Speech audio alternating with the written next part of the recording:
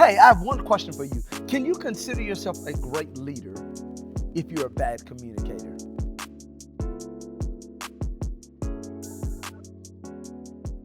Let me go ahead and save you time. The answer is no.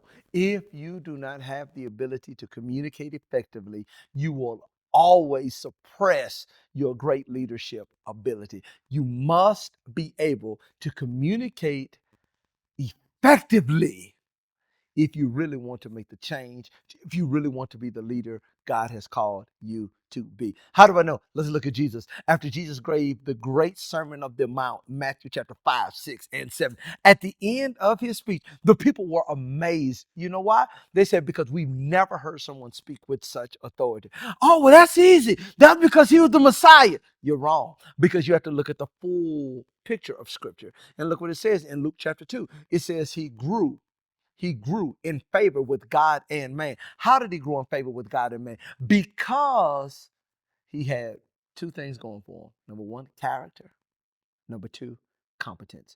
And the key to being an effective communicator is going to lie in your character and your competence. Let's go one at a time. Character is not simply what you believe or your value system. Character is more than that. Character is how you show up. Character is how you dress up. Character is how you carry yourself. All of those things speak to your character.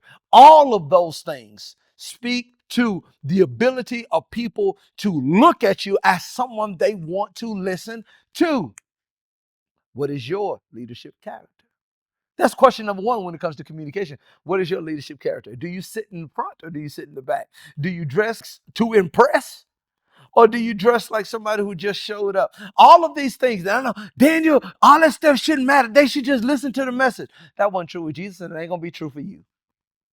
You have to have leadership character. But number two, you got to have competence. Now, character just gets people to the point they will listen to you, but competence determines how long they listen to you and how much credibility they will put in what you actually say. How do you develop competence? Reading, listening.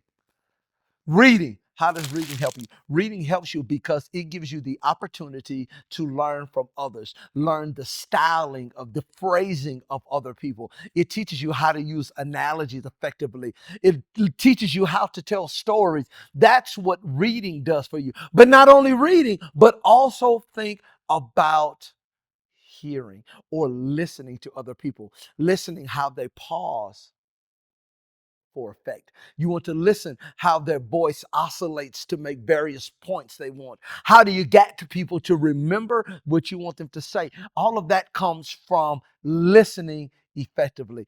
And if you read and listen, you develop the competence to be the great communicator you choose to be. Jesus didn't just come with those skills, they were developed through his life, through his character, and his competence. And if you're going to be the leader God has called you to be, don't just say, I'm just going to be a good person. No, because you have to impact people. You have to impress people. You have to be able to invite people into your cause. And you'll only be able to do that if you develop character and competence.